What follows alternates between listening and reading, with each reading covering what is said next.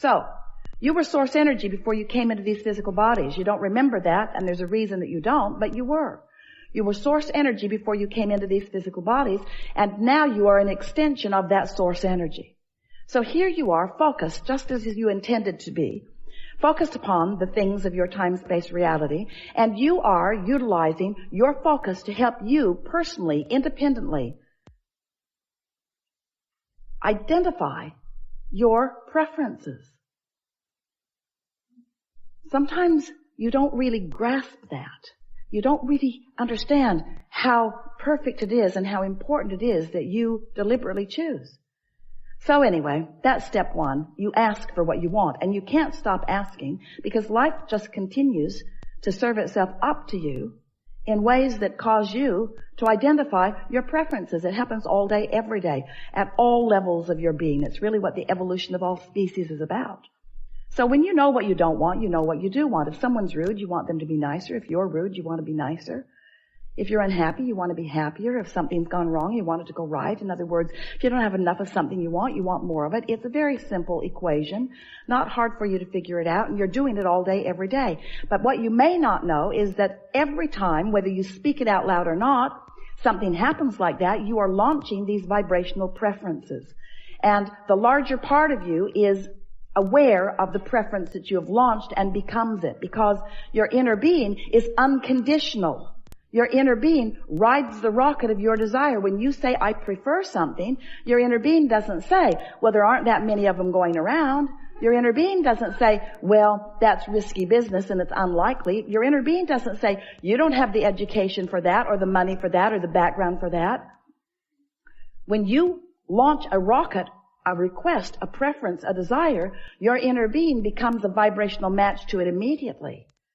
And because you are an extension of that inner being who has become a match to it, now you hold the potential of splitting your energy if you don't become a match to it too. You see how it works? When you say, I want that, the source within you says, done. We're there. We've got it. We're a vibrational match to it. Because everything that manifests is first a vibrational frequency. And the source within you will give you this, can more easily match your desires because in the energy stream, it is immediate. In your manifestational world, you've got some bugs to work out of your vibrational frequency. Source doesn't have to work those bugs out because Source already believes in you. Source already knows your value. Source already knows your worthiness. Source remembers why you came and who you are. So when you launch a rocket about something that you would like more of, Source is right there in that frequency. And in fact, the only reason that any of you ever feel any slight or strong negative emotion is because Source finds the frequency, the fullness of the desire that you have launched, and when you don't, there's vibrational discord between you and Source. Does that make sense to you? If there were ever a way for you to understand that Source exists, it must be in your emotional awareness. Because if there were not someone keenly interested in you and holding a vibrational frequency about you, then you could think anything you want and you would feel no vibrational variance. That's something really to think about. When you feel negative emotion, it always means the same thing.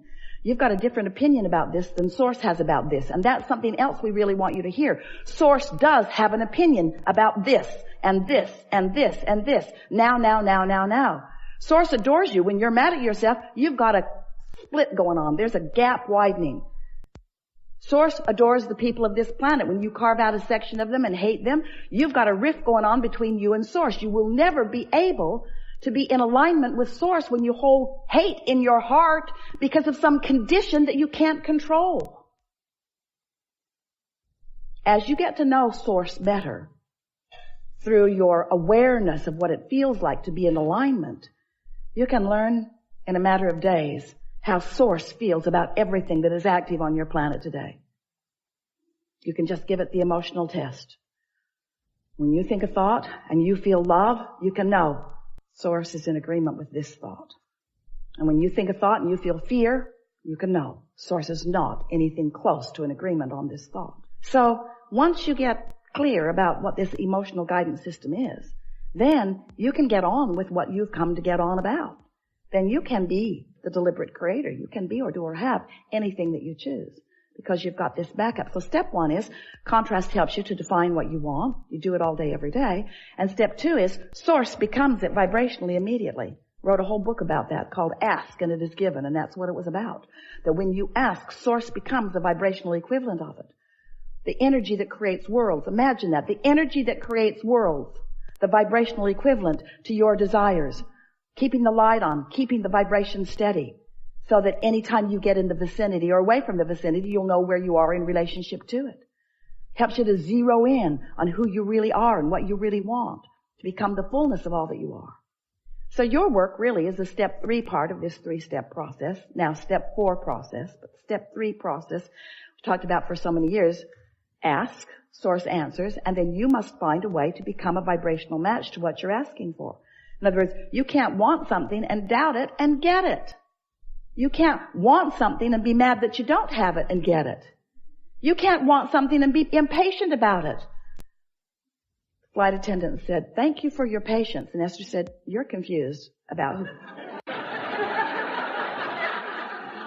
We must be talking about the previous flight because no patience happening here. You can tell by the way you feel whether you are in alignment or whether you are not. So, we are eager to talk with you about anything that matters to you.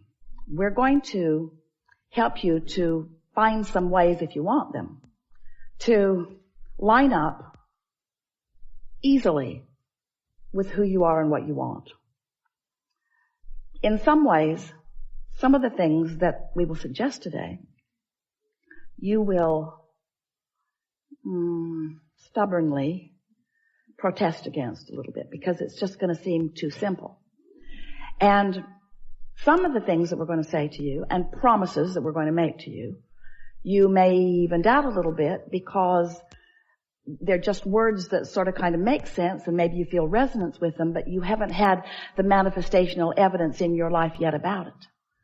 But we know that with just a little bit of listening and a little bit of resonating and a little bit of awareness and then a little bit of focusing that you will find manifestational evidence about everything that we talk about here today. You're going to know precisely how your thoughts become the reality that you are living so that not only you are aware of it, but others who are observing you as well.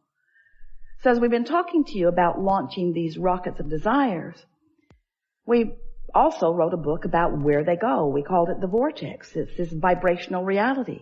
It's this vibrational reality that you cannot yet see or hear or smell or taste or touch. You can feel it emotionally. Well, that's just annoying to people. We spent a lot of time trying to talk you into getting into the vortex where everything you want is. And you were very nice to us. No one ever got up and left the room. Well, just that one guy. But you were interested about the vortex, but you began saying things like, "Okay, so my fortune's in the vortex, Abraham. I want it to come out of the vortex and into my bank. Because it's nice knowing that I've created realities that I can't see yet or that others can't see, but really, how long can this go on? How long do you think you can keep me hopeful about things that aren't tangible?" And we say, it was never your intention to come and live without the tangibility. You are in a time-space reality where you can measure your existence through your manifestations. We just want you to understand that if you've got a vibration going on that is keeping you from being a vibrational match to what you want, the manifestation that you want cannot come. And you wouldn't want it to. You wouldn't want it to. So then we began talking to you about, so here's all of this vibrational reality, and you're going, yeah, we accept it, get on with it. How do I get it into my reality where I can see it, where others can see it? And so we began talking about your point of attraction. For a while we called it a grid. It's your point of attraction. It's like the framework of who you are, looking for different ways to help you feel the reality of your point of attraction. Your point of attraction, where you stand. And mostly it's about how you feel right now. How do you feel right now? What's your mood? What is the mood that is swirling around you? Because your mood is the best indicator that you have to let you know what the vibrational atmosphere is that you've got going.